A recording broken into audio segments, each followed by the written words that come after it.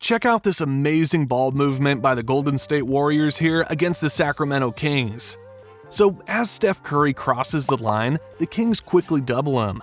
He then swings the ball to Draymond to avoid being trapped. He then passes the ball to Looney at the foul line.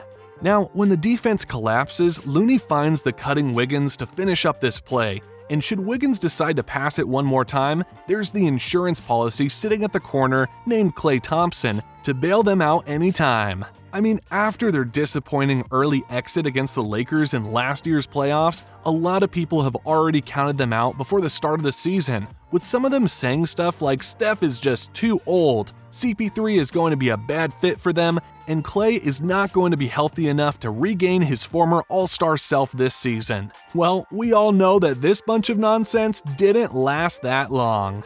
As of this video, the Dubs are riding on a hot streak to start this season, and what's more impressive than this is that it's not just Steph or Klay who are contributing, because if you take a look at the stat sheet, the quote-unquote other guys have also been stepping up their game in a big way. I mean, just take a look at the box score of their game against the Kings. You can see here that aside from Klay, the rest of the starters, including Steph, tallied negative plus-minus ratings at the end of the game. Now, look at the plus-minus of the bench guys, and you can even argue that without the big contribution of Saric, who had 15, and JK, who added 12, the Dubs wouldn't be in the position for Klay to take the last shot and eventually win the game for them.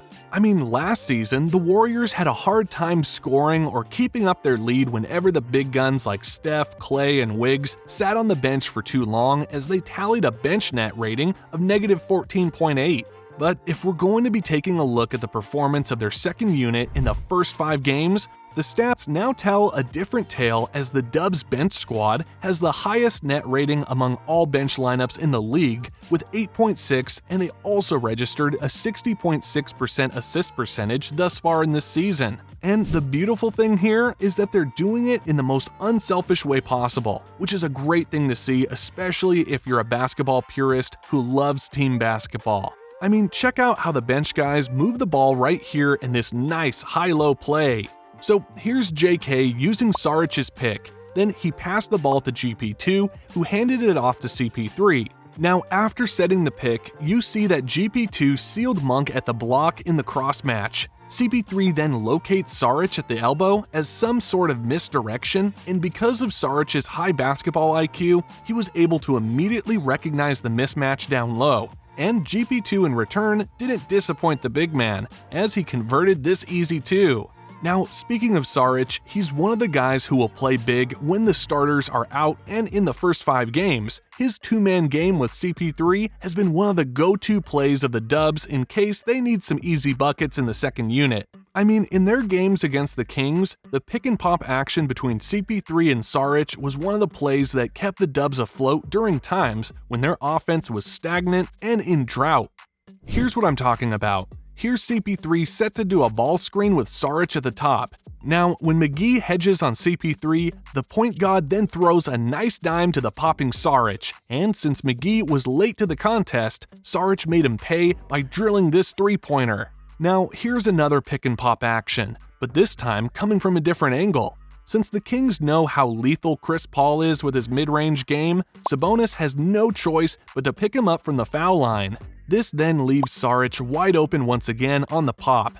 And as always, CP3 made the right read as Saric knocks it down with Sabonis late on the closeout. Now, apart from Saric and CP3, Jonathan Kuminga has also been playing really well off the bench for the Dubs this season. Across the first 5 games, JK has been averaging 9.4 points, with an efficient shooting rate of 45.9% from the field and 37.5% from downtown. But aside from this, his plus 21 plus-minus rating is really the big thing here, as little by little, we're now seeing his maturity as well as his patience offensively with his positive contributions on both ends of the floor. So far in the first 5 games, JK showed that he doesn't have to rely on his athleticism that much to get buckets, as he would find the gaps in the defense and score from those opportunities by simply being active around the court. I mean, here's Steph snaking his way through the Saric pick, and while the defense is focused on this action, look at how JK reads the D and just slips inside. Now, when Steph drew a couple of bodies on him, he easily found JK for the easy stab underneath the rim. Now, in this sequence, the Kings play zone knowing that Steph and Klay are on the bench, but instead of taking a rushed 3, look at the Dubs' composure here as they find the open man. And once again, JK read the defense perfectly as he drifted to the middle to bust the zone and just knock down an easy 15-footer. You saw right there the level of maturity that JK now has, and it's scary to think that he now knows how to put up buckets without using his hops or athleticism that much. And with that said, there's no doubt that JK will become a complete player and make a lot of impact off the bench in year 3.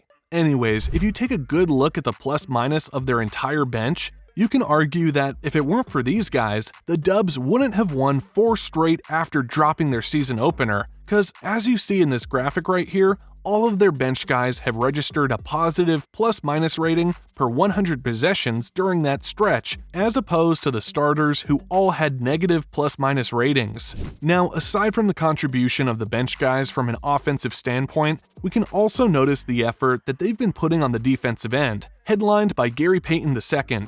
I mean, here's one clear example of it. See, most guards would just give up the easy 2 in this transition attack, especially with the height difference in play. But look at how GP2 heavily contested this shot right here as he forced Amen Thompson to take a bad shot. And aside from that, he also made big defensive stops against players who were much taller and bigger than him. I mean, check out this play. So the Pelicans noticed the mismatch at the block with Larry Nance guarding GP2, but despite that, GP2 was able to hold his ground against the 6'11" Nance and even managed to poke away the ball and cause a turnover. And in this Zion Williamson attack, GP2 just stripped the ball away from this huge monster to make a huge stop yet again as the clock expired. Anyway, from offense to defense, you can see that the Dubs backup guys are loaded from top to bottom. I mean, there's CP3 who's in charge of setting up the table for the second unit, while Saric and Kuminga put up buckets when the starters are out. And on the other side of the ball, there's GP2, being a defensive pest as he's always been, who also injects energy and brings a ton of effort defensively off the bench. On top of these guys, Podziemski and TJD have also been contributing quite well in limited minutes, and there's also Moses Moody, who does provide a bit of scoring spurts while playing tough D on the other end. I mean, I'm not trying to discredit the effort and contribution of Steph, Klay, and the other starters who have put up their early success this season, but I think we can all agree that it would be unfair to say that the bench guys had nothing to do with it. As you saw in the plays that I put up, as well as the numbers and stats, the Dubs are going to be a handful to deal with this season because of their incredible depth. And with this said, the Dub haters should be eating their words right now when they said that they have a 0 chance in winning the championship this season. Cause from the way I see things, this Warriors squad ain't going nowhere but up, with the depth that they have all the way down to their 13th man.